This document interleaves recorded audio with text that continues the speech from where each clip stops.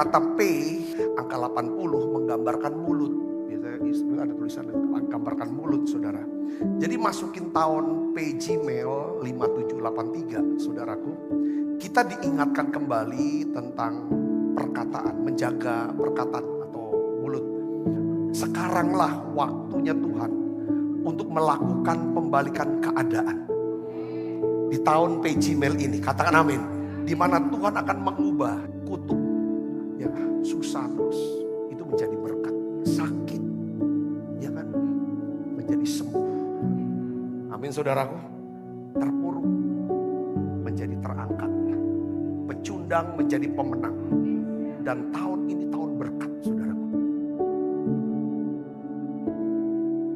1 Petrus 3 ayat 10. Siapa yang mau mencintai hidup dan mau melihat hari-hari baik, ia harus menjaga lidahnya terhadap yang jahat dan bibirnya terhadap ucapan-ucapan yang menipu.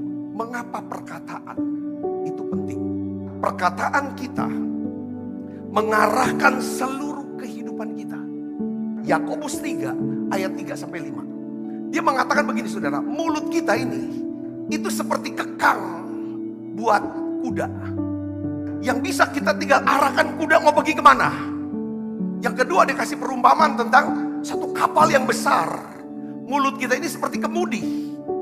Yang bisa mengarahkan kapal itu mau arahnya kemana. Mulut kita juga bisa mengarahkan kita. Perkataan kita mengarahkan kita.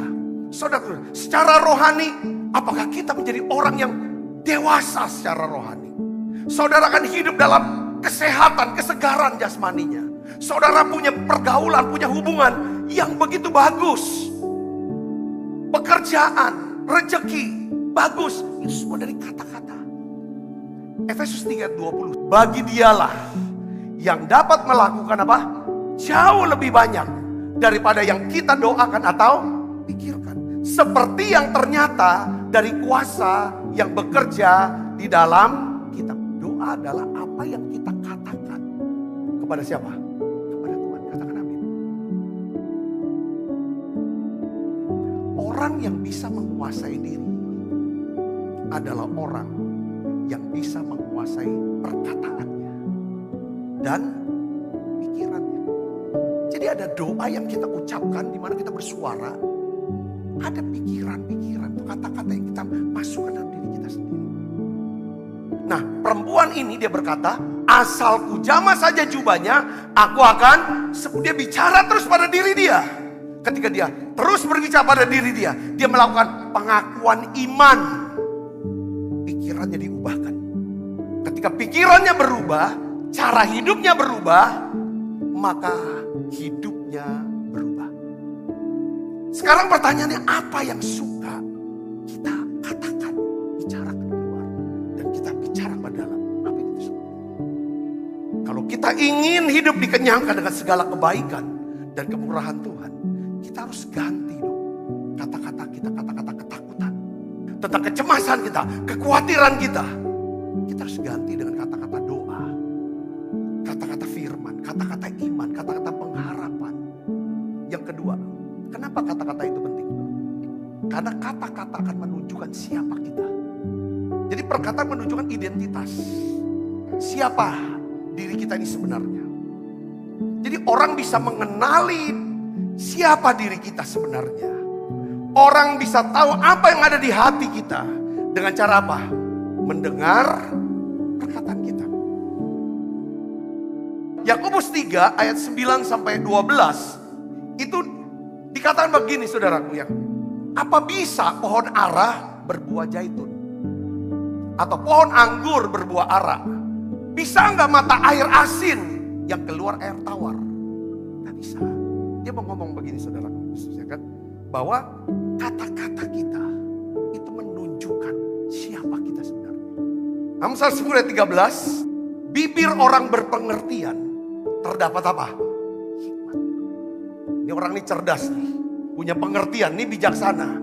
Kata-katanya keluar hikmat. Oh iya ya. Oh iya ya. Jadi orang bisa tahu siapa kita. Nah sekarang pertanyaannya begini, saudara. Bagaimana caranya saudara dan saya bisa mengendalikan perkataan kita? Yang pertama, kita harus mengerti. Saudara, saya harus mengerti bahwa apa? Perkataan kita berkaitan erat dengan apa? Keberadaan hati kita. Tuhan Yesus sendiri berkata, Matius 15 ayat 18. Tetapi apa yang keluar dari mulut berasal dari apa? Dari hati. Jadi Tuhan Yesus mengatakan bahwa perkataan kita berkaitan erat dengan apa? Keberadaan hati kita. Jika kita ingin mengendalikan kata-kata kita, coba saudara mulai jaga hati saudara. Mazmur 106 ayat 32 sampai 33 katakan apa? Mereka menggusarkan dia dekat air merimba sehingga Musa kenapa? Celaka. Karena mereka, sebab mereka memahitkan hati Musa sehingga ia teledor dengan kata-katanya. Jadi Musa kenapa? Celaka. Musa kena celaka karena apa? Ia teledor dengan kata-katanya. Kenapa dia teledor dengan kata-katanya? Karena dia izinkan orang Israel membuat pahit hati. Yakobus 3:7-8 katakan, oh binatang-binatang buas, burung-burung, apapun sudah dijinakan oleh manusia. Tetapi manusia tidak bisa menjinakkan lidahnya. Jika kita dipenuhi dengan Roh Kudus, maka Tuhan bukan cuma memberikan kita kesanggupan untuk menguasai kata-kata kita, tetapi Dia berikan juga kita bahasa-bahasa baru. Yang kedua, saudaraku, bagaimana kita bisa kuasai perkataan kita, lidah kita? Kita harus ngerti bahwa perkataan kita berkaitan erat dengan apa? Pendengaran kita. Katakan amin. Apa yang paling sering kita dengar, itu akan menentukan apa yang akan kita ucapkan. Katakan amin. Yesaya 50 ayat 4 katakan, Tuhan Allah memberikan kepadaku apa? Lidah seorang murid. Supaya dengan perkataan aku dapat memberi semangat baru kepada orang yang letih lesu. Setiap pagi ia mempertajam pendengaranku untuk mendengar seperti seorang murid. Kalau saudara baca di dalam Markus 5 ayat 27 tentang perempuan pendarahan, apa yang menyebabkan dia bisa ngomong sama diri dia? Asal ku jamah saja jubahnya, aku akan sembuh. Saudara tahu nggak apa? Yang dimulai dari apa? Alkitab katakan dia sudah apa? Mendengar berita-berita tentang Yesus. Karena dia mau dengar, hanya mau dengar berita tentang Yesus. Apa yang terjadi saudara? Dia perkatakan, dia buat pengakuan iman. Lalu imannya naik, pikirannya berubah, cara hidupnya berubah. Dan dia mengalami perubahan dalam kesehatannya dia. Katakan amin. Yang ketiga, jadi dengar. Kata-kata kita tergantung daripada apa yang. Ada orang yang suka dengar hal-hal yang negatif, yang gosip. Kita harus mengerti bahwa perkataan kita berkaitan erat dengan apa? Kebiasaan kita yang suka berdoa, bersyukur dan menyembah. Ketika saudara berhenti berdoa, memuji, menyembah, keluar kata-kata yang apa? Yang negatif. Daud dia berkata dalam Mazmur 141 ayat 3 katakan, awasilah mulutku ya Tuhan, berjagalah pada pintu bibirmu.